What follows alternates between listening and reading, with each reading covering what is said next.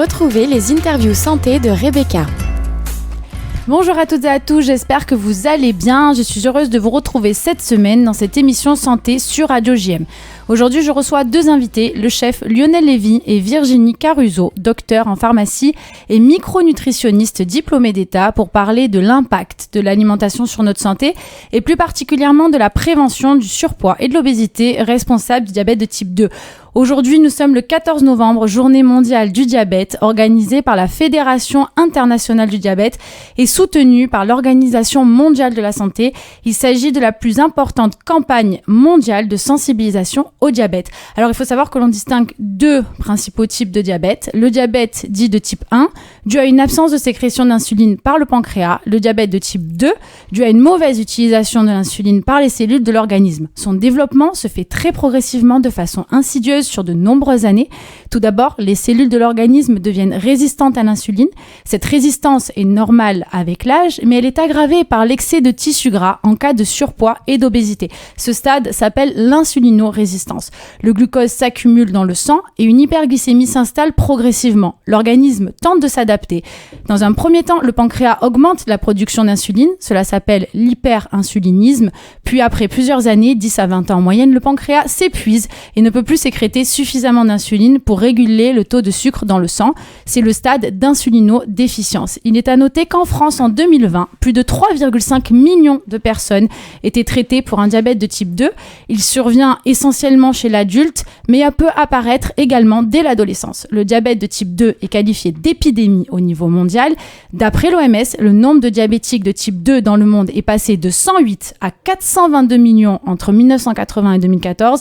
Et la Fédération internationale du diabète estime que 463 millions d'adultes âgés entre 20 et 79 ans étaient atteints de diabète dans le monde en 2019 et ce nombre devrait atteindre 700 millions d'ici 2045. Alors, merci à tous les deux d'avoir accepté de participer à cette émission. Lionel Lévy, vous êtes né à Paris, mais formé au lycée hôtelier de Toulouse, puis auprès de Gérard Garrigue. Vous avez ensuite fréquenté les cuisines d'Yves Candeborde à la Régalade, puis celles d'Éric Fréchon, avant de rejoindre les équipes d'Alain Ducasse. C'est dans la cité phocéenne que vous allez véritablement vous épanouir. En 1999, vous ouvrez une table au sud sur le Vieux-Port. Vous y resterez pendant 13 ans. Vous faites un nom et vous récoltez un titre de grande demain. Au début des années 2010, l'ancien Hôtel-Dieu commence sa transformation en hôtel de luxe sous l'enseigne Intercontinental. Vous êtes choisi pour en être chef, le chef, et assurer le premier service à l'Alcyone en octobre 2013.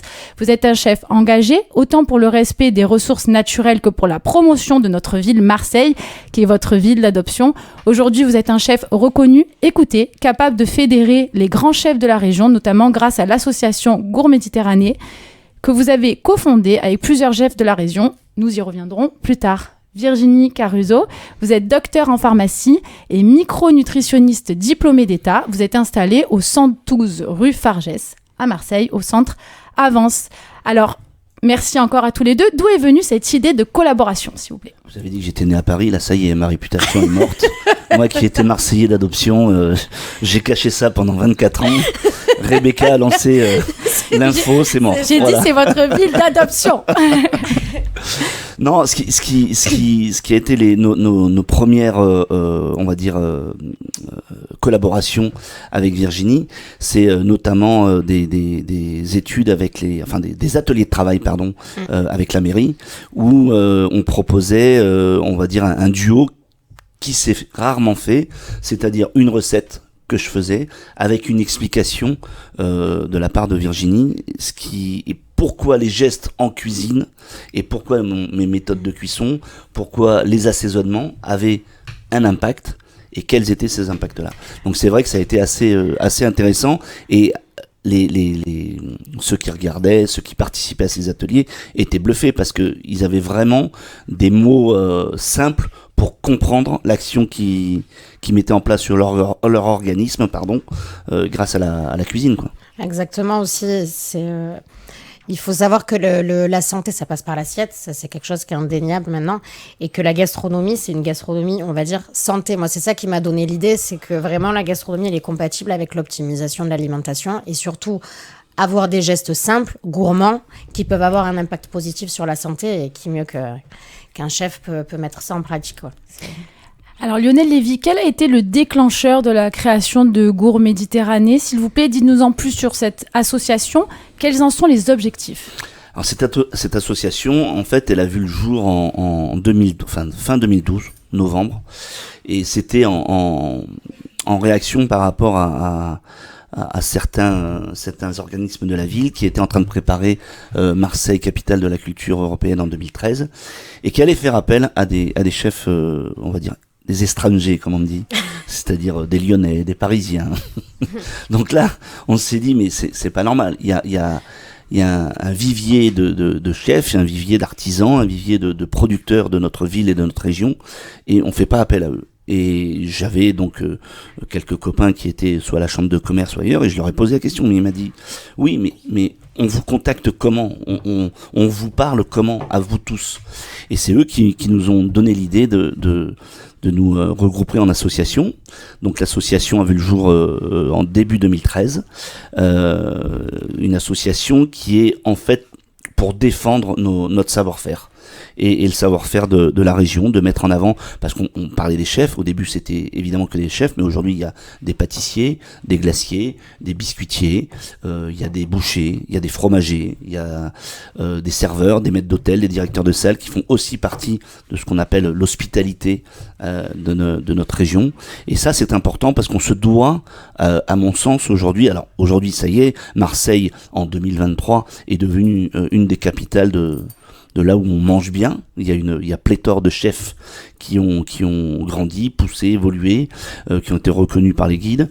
Et j'ai une petite fierté parce que j'ai l'impression que Gourd Méditerranée y est pour quelque chose, parce qu'on a appris à travailler ensemble, à se solidariser et à faire face à nombreux problèmes, notamment pendant le Covid. On avait mis en place un food truck solidaire, et ça a été d'un grand impact, quoi.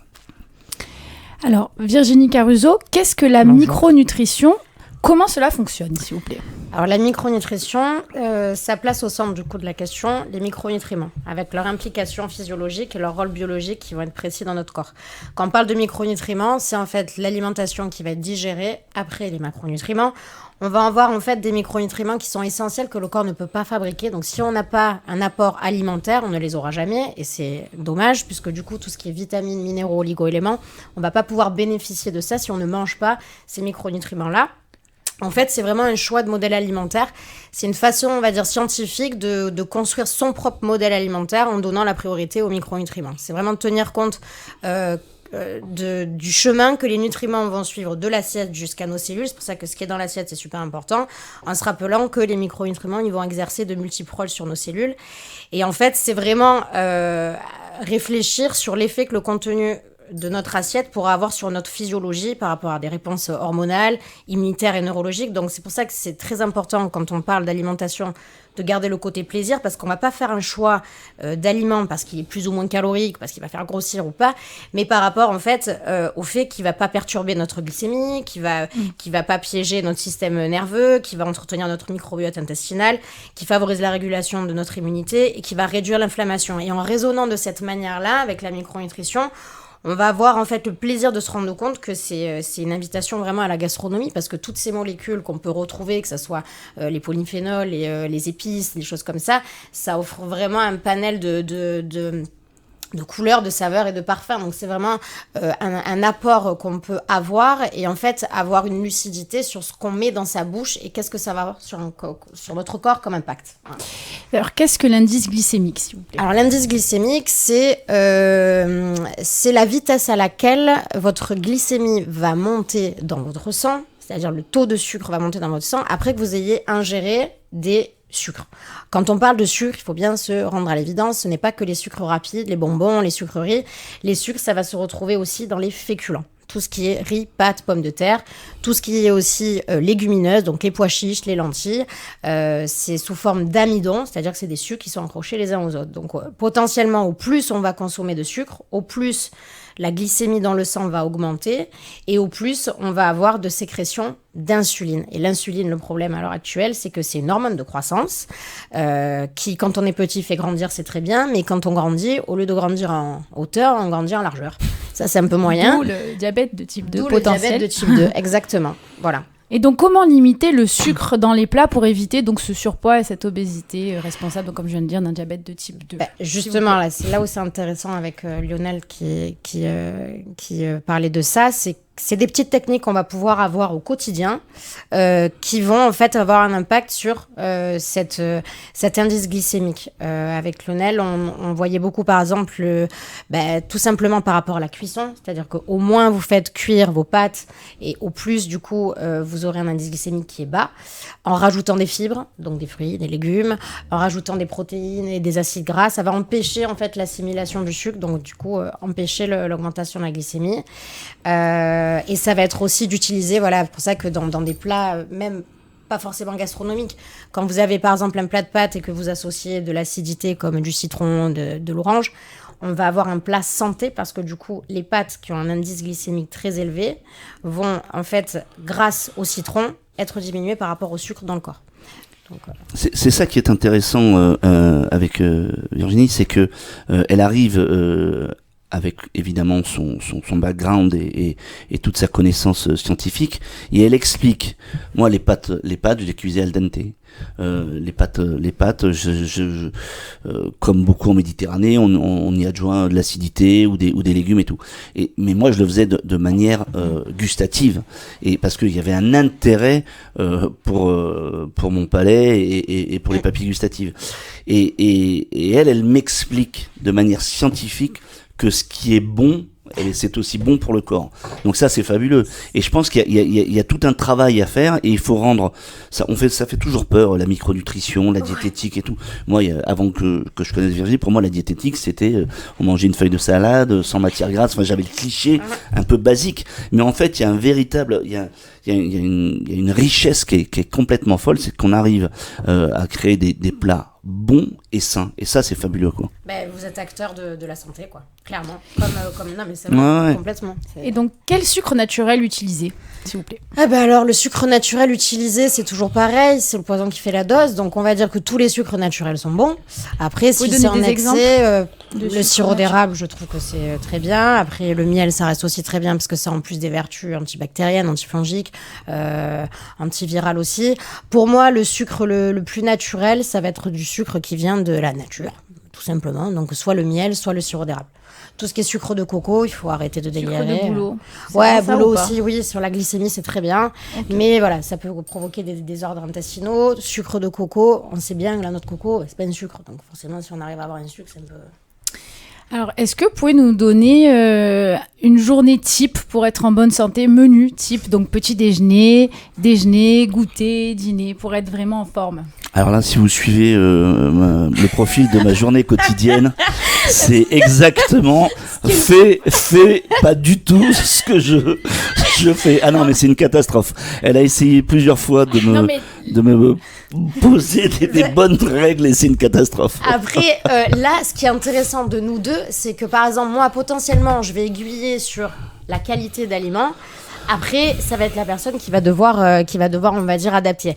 Déjà, il y a un truc qu'il faut dire aux gens et aux personnes qui nous écoutent. Quand on parle de diabète, quand on parle de trop de sucre, il faut en fait complètement changer la pyramide alimentaire. Normalement, c'est les sucres qui sont en priorité. Après, il y a les protéines et le gras.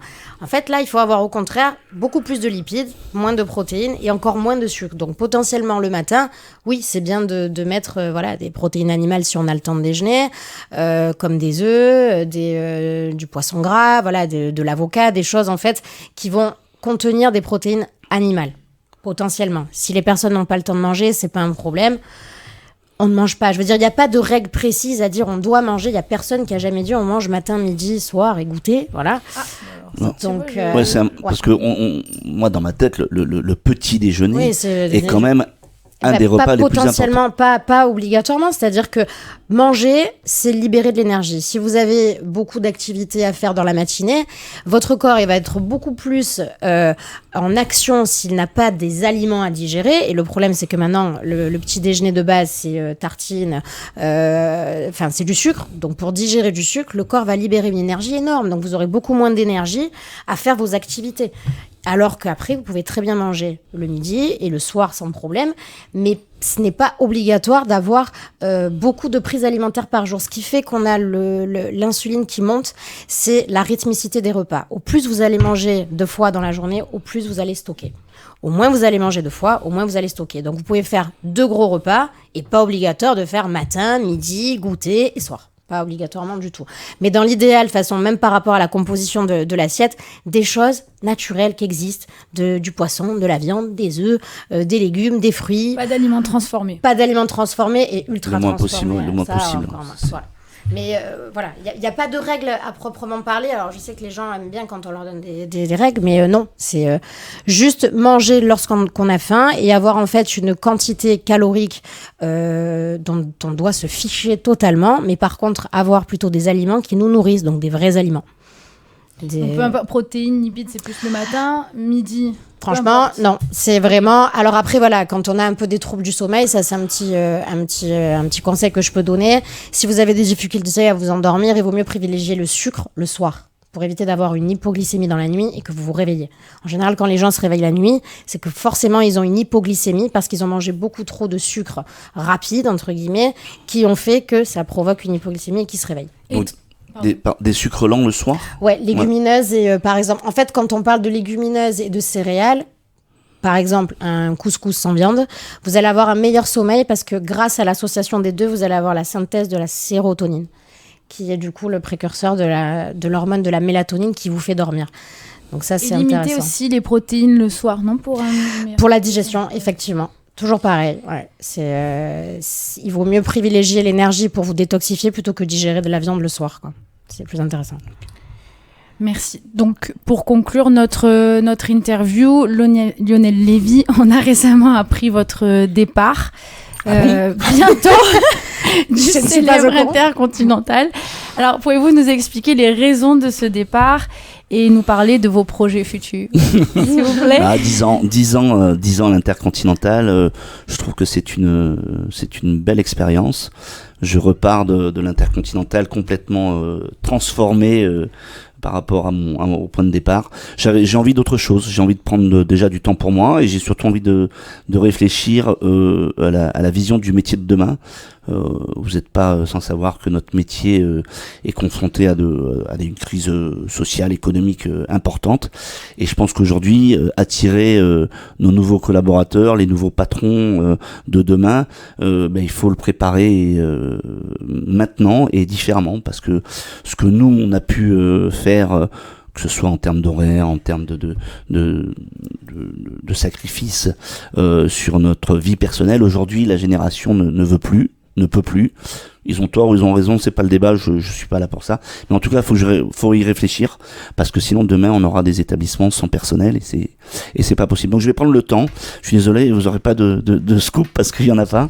Mais je vous le dirai quand j'aurai vraiment, je me serai vraiment décidé. Mais voilà, j'ai plusieurs possibilités. Ce sera évidemment dans le sud. Évidemment, je reste à la tête de Grand Méditerranée jusqu'aux prochaines élections, puisqu'on fera évidemment les votes nécessaires, mais voilà, la défense en tout cas de la région, du département, et puis de manière globale de la Méditerranée, ça reste quelque chose qui me tient à cœur. Merci beaucoup Lionel Lévy, merci beaucoup Virginie Caruso, merci à toutes et à tous, auditrices et auditeurs. Vous pouvez retrouver cette interview sur le site radiojm.fr, notre page Facebook et Instagram ou sur l'application Radio JM. Et bien sûr, si vous avez des commentaires ou des questions, vous pouvez écrire sur notre page Facebook ou en privé sur mon mail rebeccaatias@radiojm.fr. Merci beaucoup. Merci à vous. Merci. Au revoir. Retrouvez les interviews santé de Rebecca.